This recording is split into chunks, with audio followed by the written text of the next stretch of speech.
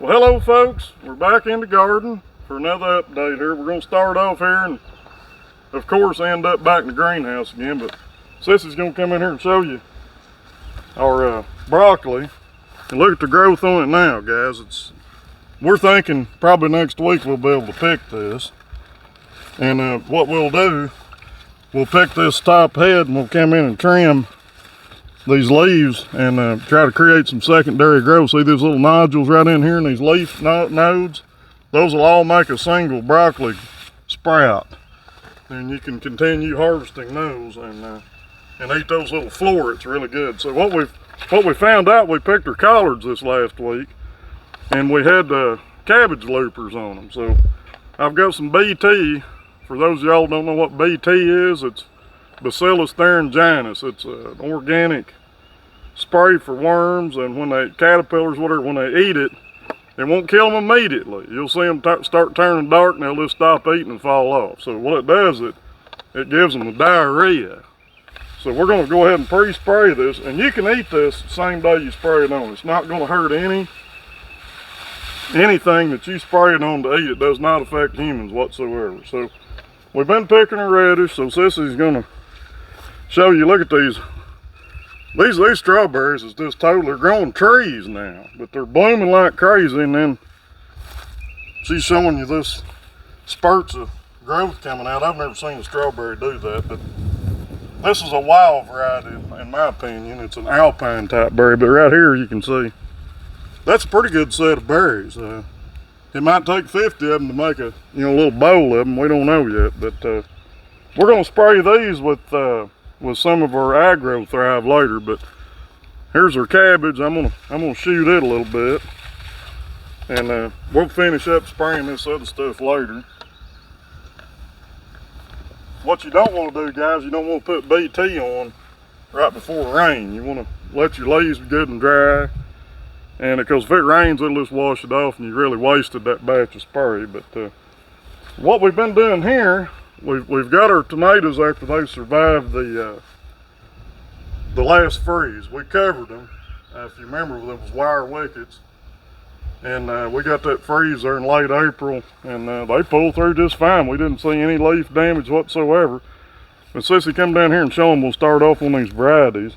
We've got them written down on the tub right there. That's Black Zebra. Man, that thing's, it's coming out, coming strong. Celebration. So far, this one has outgrown them all. I mean, you'll see the difference here in a minute.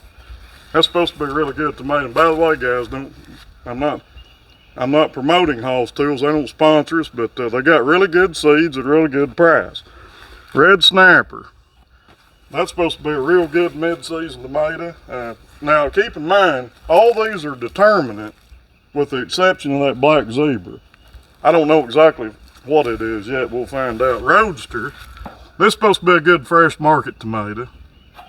And here's our two heat tomatoes. These are better suited for mid to late summer. Florida 91 is a really good old standby. It's heat tolerant. Now, Sissy's going to come in here on this one. That's Bella Rosa.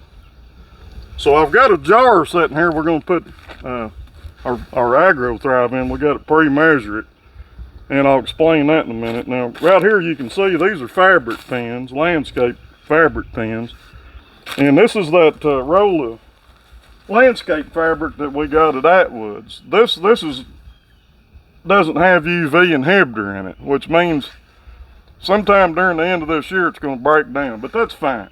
For what you pay for a roll of this, if you don't need the big landscape heavy duty, this will work just fine for weed barrier, landscape barrier, flower beds. And I encourage you to do this because if you put these, we tried it. If you put these tubs on bare ground, the weeds come up. If you don't allow yourself enough room for a weed eater around there, you're just going to have a bunch of problems with all that weed growth popping up, and it's just a headache. So I'll put these in my pocket, and I'm not going to show you how they go on, but these are made in the States, and those are really good pins, and I like the way they're spread out like this. They just go in quick, and that's what you want. You don't want to spend all day if you don't have to. So I'm gonna move this. I'm gonna show you the easiest way we found to move these tubs. If you got another way to do it, that don't break your back, that's one thing. You can get a refrigerator dolly with the chain and pull that up and set it on and put that strap around. You can move them that way. But what we found out is when you lean it, half your fluid comes out.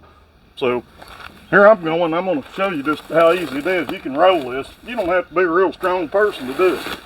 So make sure you leave yourself a little space in between to reach around, pick, and prune or whatever you're going to do. And then also make sure you get this fill tube out here on the outside where you can get to it. Last year, I had them too crowded. We tried to jam a bunch of them in and didn't work all that good. So I've got a cage right here. And you don't need a huge cage. These are all pretty big, but what you want to do is to try to anchor it the best you can in this. See, now it's setting right down. Get your leaves out. You don't want to. Now, see, that's going to work good. And what we'll do later, we'll run a couple of stringers down and tie these off, because if you get a thunderstorm that hits with all that weight of those vines, it will blow them, and when it does, it will rip your plants out, all that work that you did. Last year we didn't have any problem with tomatoes except 2 tubs.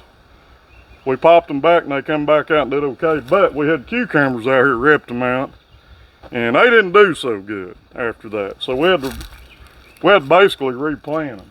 So what I'm going to do now, I've got my funnel tube in here, and we're gonna put this Agro Thrive. Now it recommends, we just got this in last week, by the way. This is a gallon kit, and we'll blow right through this. But 4 ounces per gallon of water, concentrate to water. So there's about there's over 2 gallons of water in there. I'd say 2 1/4, 2 1/2. We're gonna just stay with 8 ounces per tub. That'll be 2 gallons of fertilizer mix. So we're gonna mix this up a little, and just leave that cap there. I'll pick it up here later. So this is an 8 ounce jar. I'm gonna go to the bottom of the thread. That's probably pretty close to true 8. Put her right down that tube, guys. Now, how much easier does it get fertilizing than that? And this is all organic, and it will start working immediately as soon as you apply it. And you can do it foliar too, by the way, or you can pour it on. But with a wick tub, you're better off just put it down in that chamber, and we'll come back and foliar feed with spray and grow. That's all my micronutrient. It does have some of this ingredient in it, but the majority of it's micronutrient. So let me get one more.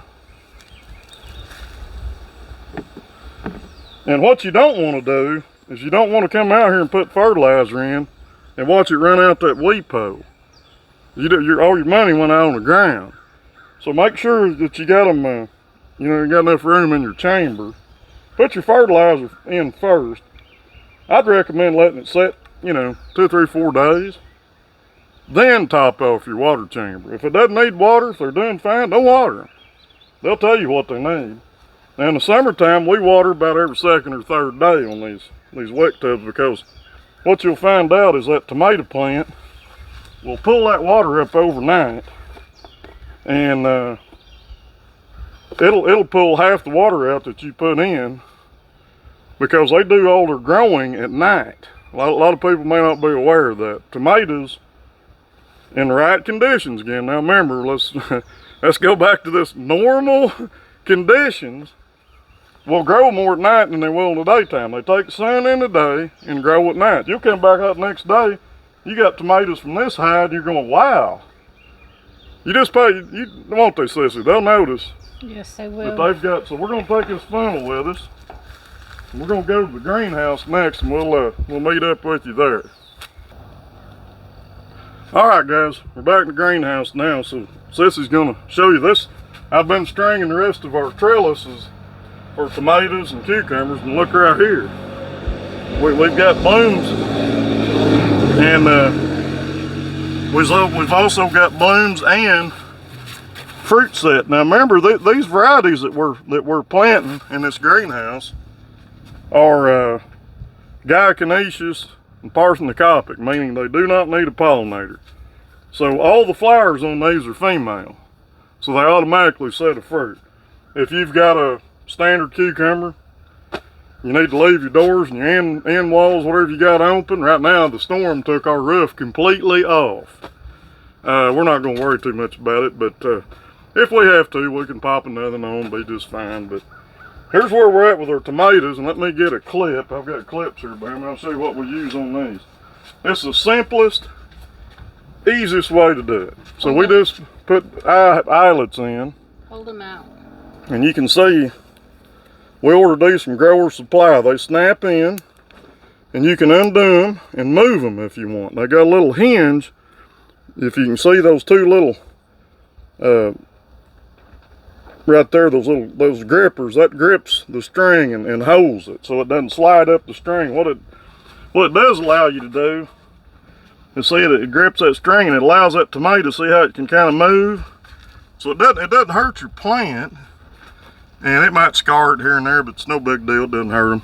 And now as they go up, let me find a spot here where I can put one on though. I'll show you guys how these work. These are economical, you buy them by the 1,000. Don't think it's too many, because they're good for 1 year. And if you try to reuse them, I would discourage that, because the sunlight breaks them down, they'll snap. But Sissy, come right in here. I'm gonna go ahead and put one right here. And see, I'm gonna pop that string right there, hold my fingers behind both sides, come around, hear it snap, and that's got it above and below this fruit set. So these are our early girls, and they're setting the first cluster of tomatoes. I'm not too impressed so far with what we got, but it'll get better as they go. They'll set some more blooms. But we've had so many cool nights. I'm really surprised they're even this far, but here's another one. Let me get this one on while I got one more clip. And as you do these, you're also training this tomato to come up this string. Now for cucumbers, you're wasting your time. They've already got tendrils, they'll grip the string and they'll go right up that string. You might have to help them here and there, but you don't need to waste clips on those cucumbers. So these are all early girl to here. I think this is Black Zebra. I'm pretty sure this is Invincible, Celebration. And see, we're gonna have to start tying these. They've grown another 2 inches since in 2 days. So they're growing right now about 1 inch per every 12 hours. And they'll grow faster as soon as we get this fertilizer put in them. I think these are Noika cucumber, and I think these are Itachi. And we got, I think, 4th of July here tomatoes. These are early. Remember, little saladettes, they don't get huge, but they make a lot of fruit. I believe this is Pink Berkeley tie-dye. This is another one of our favorites. But the cucumbers we just set in, they're already taking on. I believe this is Invincible. And I think this is Red Snapper down here, if I'm not mistaken. I didn't mark them. But see where we had this damage right here?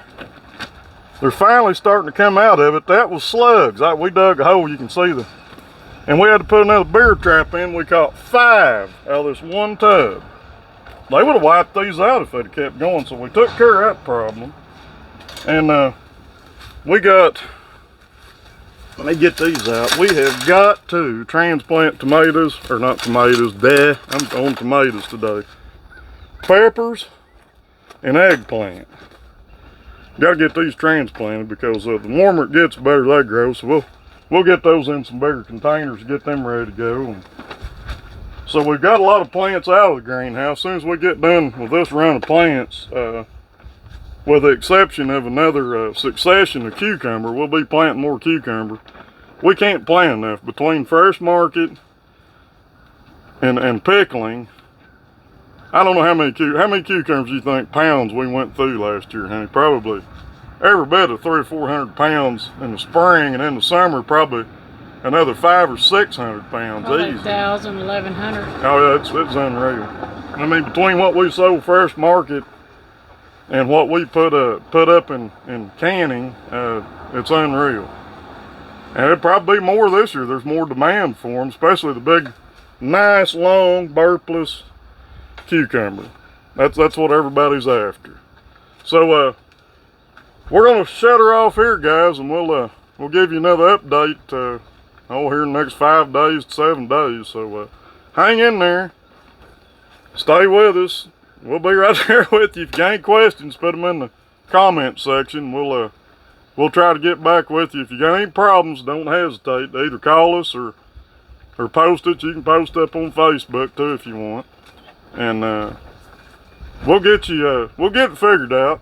We'll help you out all we can. So good growing, good to see everybody again. Have a good weekend.